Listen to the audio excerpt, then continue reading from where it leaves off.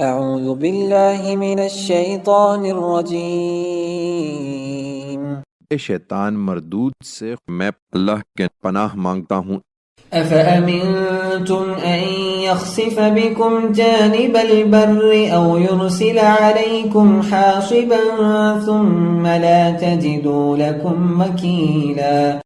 سو کیا اس بات سے بے خوف ہو گئے ہو کہ وہ اسی خشکی کی طرف لے جا کر تمہیں زمین میں دھسا دے یا تم پر پتھر برسانے والی ہوا بھیج دے، پھر تم کسی کو اپنا کارساز نہ پاؤ؟